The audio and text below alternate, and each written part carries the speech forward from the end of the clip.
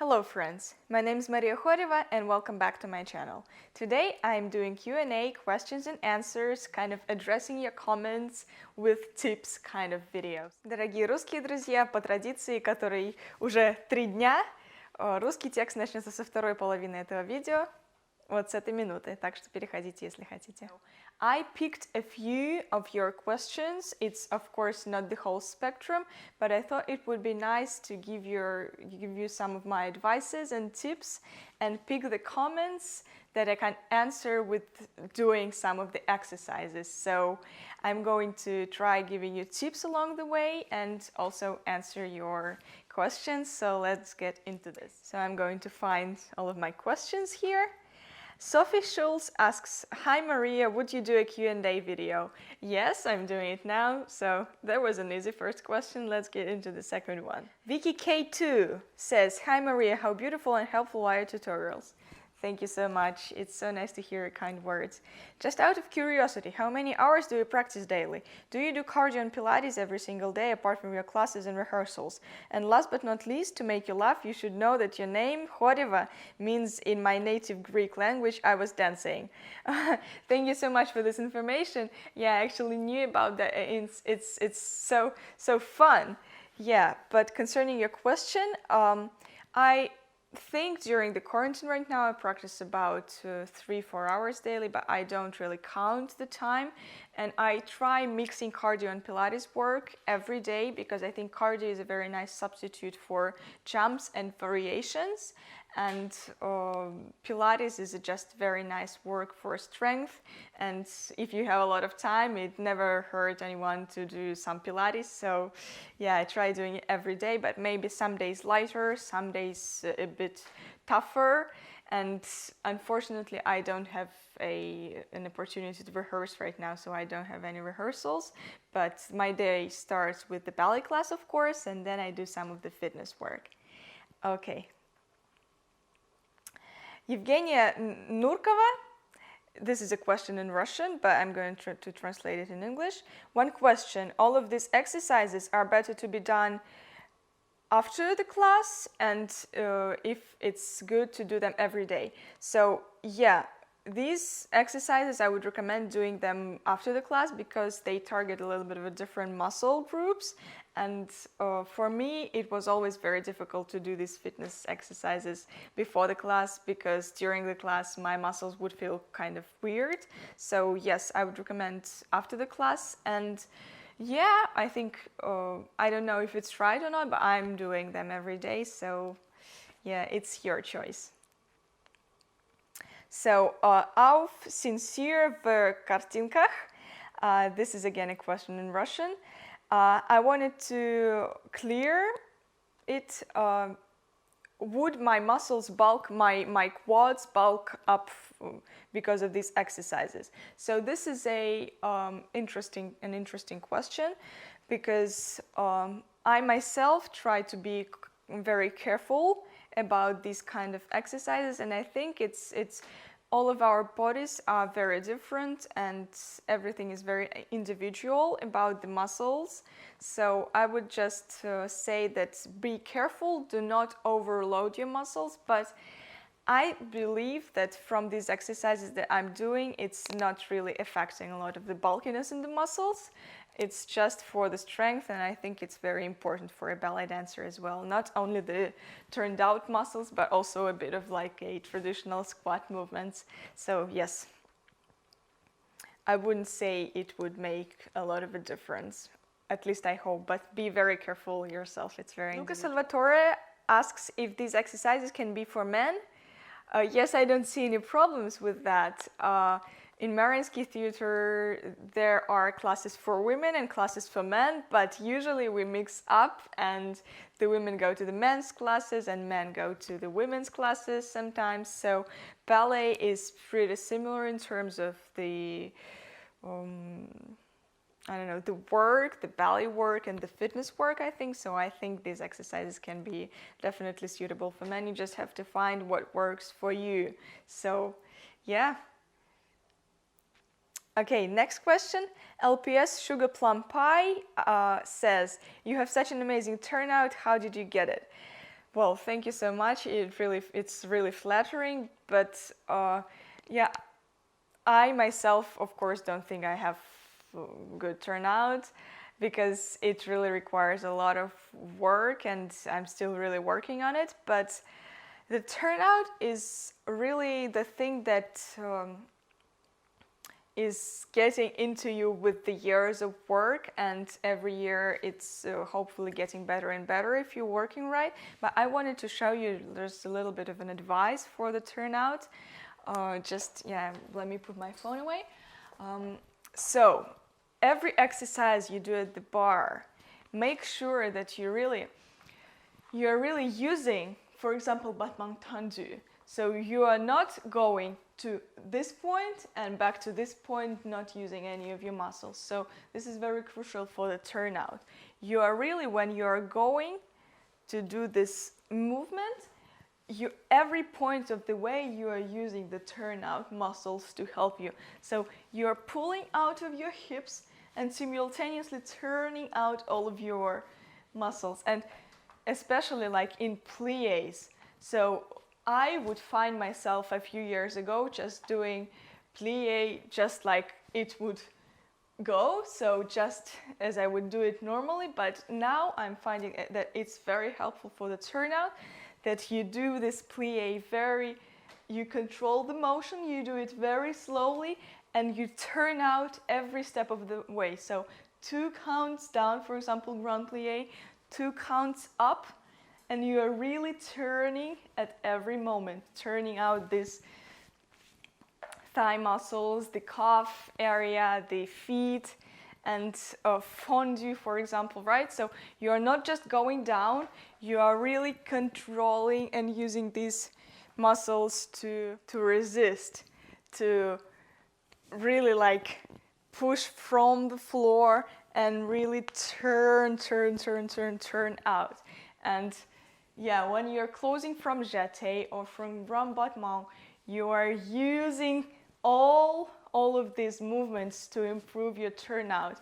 And I think that if you work daily on this, it's going to get better and better and better and better. And also on the center, not only on when you are at the bar, but especially at the center. Try controlling it. Try not like going on demi-point just as you would go, but really like make it count. Like really softly, but at the same way, really make it strong and use these turnout muscles. And whenever you are standing in the 5th position, for example, holding the bar, don't let your feet just stay there because the floor is not slippery and the floor is holding you. Stay there using your muscles. It may not be as turned out and like this, you know, when the feet are pronating, it may be just a little bit less turned out, but you are using your muscles, and you know that if you would be on the most slippery floor ever, you would still stay because the muscles are holding you. And I think that's what important. I hope that makes sense, but yeah, this was just a little bit of what helped me work on my turnouts throughout the years. Okay, let's go for the next question.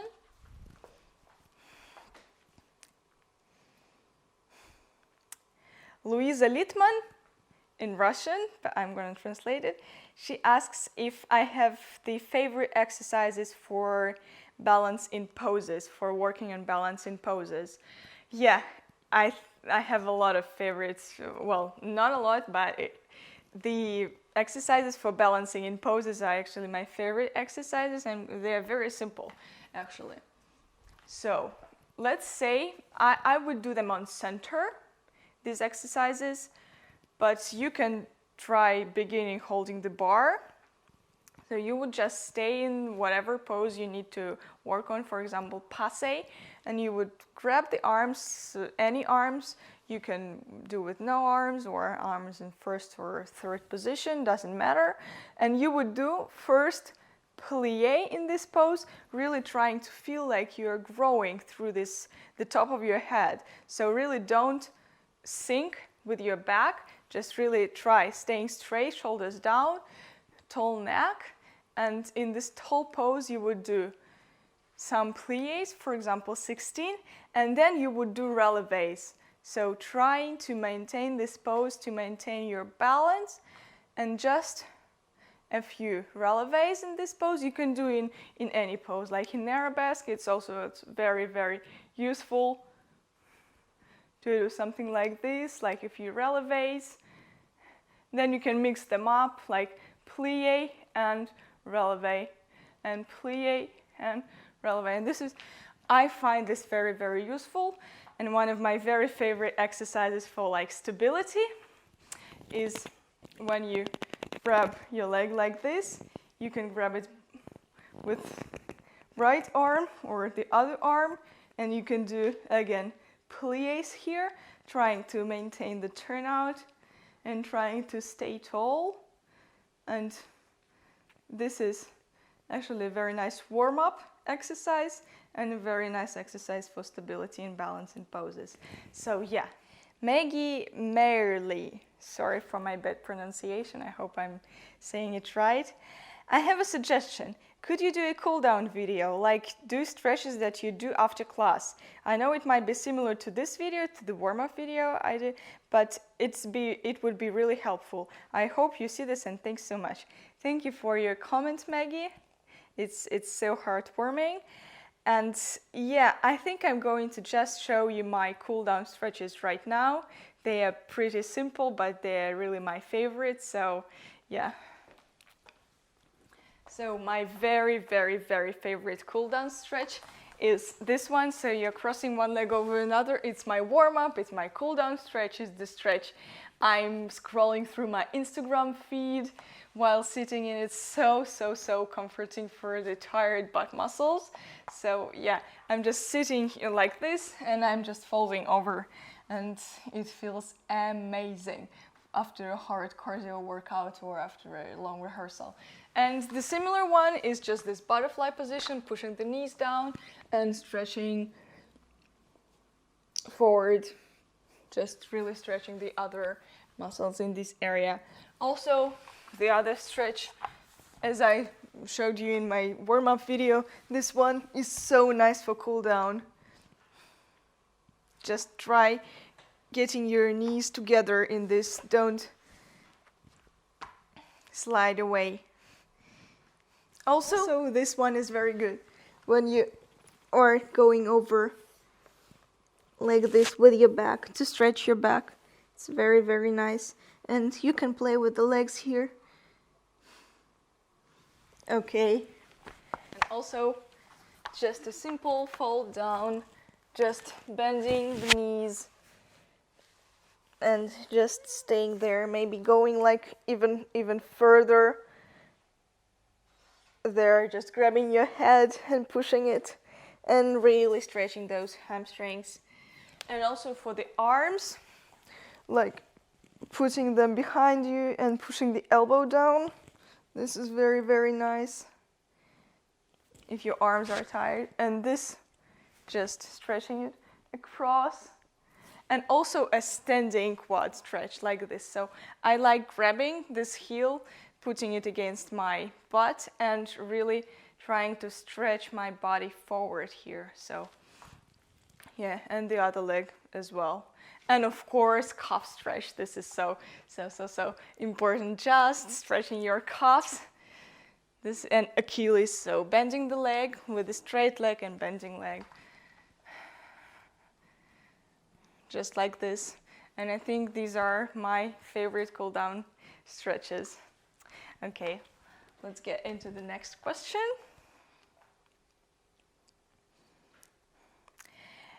Maya SR asks, when do you recommend to stretch? After a 60-minute workout ballet class or after a quick warm-up? Well, I think that you have to stretch a little bit before the ballet class in order to get warmed up and flexible for the class itself, but not a lot before the class. And of course, I recommend to do the main stretching work after the class or after a workout, because you need to have strong muscles to work out, but then you can work on the flexibility. So yeah, after a workout, definitely. The next question is from alias Mataki. How can I have more mobility in my hip sockets as my legs go round? Well, I'm just going to show you the quick exercise for that, the quick stretch. The simplest one is just sitting, sitting on a split and just turning one way and the other way. This is just really warming up those hip sockets. And then you can do this. You can bend the legs, you can go forward and back and really try, working on the flexibility. And to the other side as well, just bending these legs. And also, you can go forward, you can bend the legs behind you like this. And this stretch, I think, also helps. And this stretch as well. So really try to find stretches that affect the hips, but try staying gentle because hips are usually can cause trouble if stretched too much, so be careful. But also, I think I'm planning to do all my stretches video in which I'm going to show you my favorite stretches, like all of my exercises that I do to stretch myself. So stay tuned for that and maybe you'll find something useful in this video. Okay, let's get into the next question.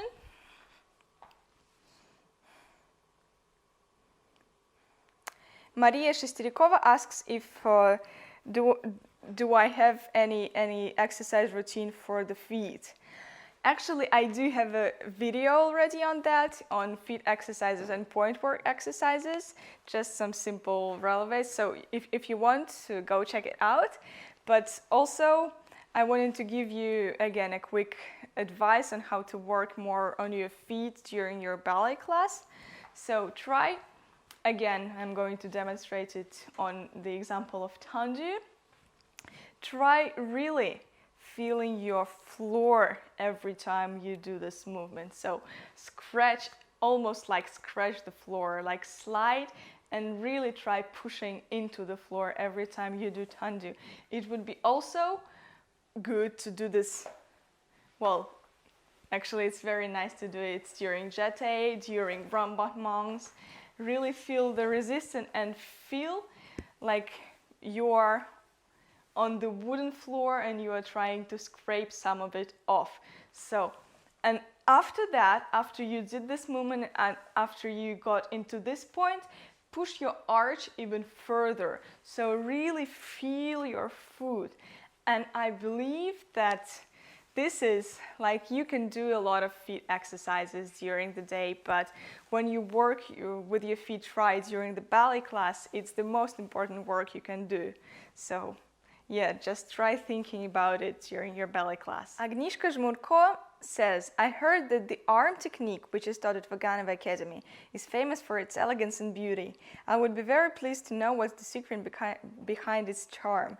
By the way, I was looking for a video which explains the difference between Moscow and St. Petersburg's one-arm style, and I didn't find the answer. Maybe you could be the first person to explain it from a professional point of view. Well, I think I would not be able to really explain and to reveal any of the secrets to you, but maybe St. Petersburg and Moscow styles were different back in the day. Like historically, I heard that traditionally the St. Petersburg audience was more cold and more about the traditions, and Moscow audience was more about the emotions and the wide performance and like really just more about the drama and emotions on stage. But I think now it's all mixed up and every performer is unique, and in all of the theaters we're now having artists from different cities of our country and even different countries, and a lot of international dancers. And even at the Vaganova Academy we have international teachers. So I think it's all mixed up in a good kind of way right now. So yeah, that's my point of view. Let's get into the next question. Daniela F says, thank you for your videos. Thank you for watching. It means a lot to me that you're watching them. They are so useful and motivating, and your technique is amazing. Thank you. May I ask you which model of block flats are you using? Right now I'm using Performer, Block Performer. And yeah, right now, currently they are my favorite.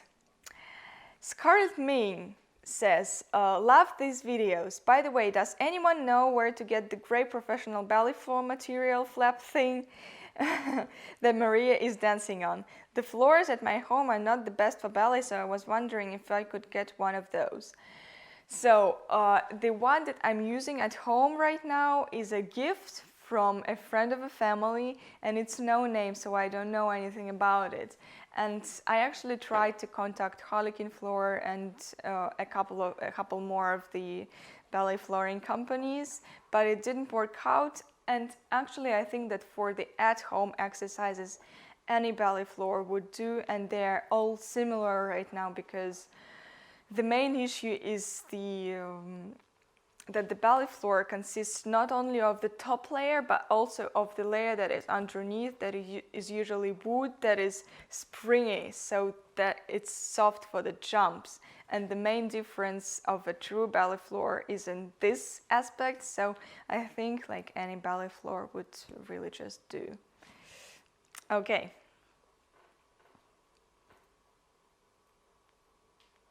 The next question is from Autumn Leaves PS. I wish I could understand Russian. It's so cute when you say certain things. What does paka mean in the very end of the video? Well, it's so cute that you ask that. Paka in Russian means bye-bye. So it's an informal way of saying goodbye. And yeah, that's just a way I'm saying goodbye to my Russian followers. And Russian is a beautiful language, I think, and it's even though it's difficult, I think it's fun to learn. So good luck with learning if you want. And yeah, paka means bye-bye. Okay, guys, I think that's it for today. I only answered a very small batch of your questions. If you want to see more videos like this, and if this format is interesting for you, leave your thoughts in the comments, and maybe I would do another Q&A in some time. So yeah, subscribe to my channel if you want to see more videos like this one, like workouts and ballet classes and variation classes. And I love you guys all so much, and I will see you in my next videos. Bye bye.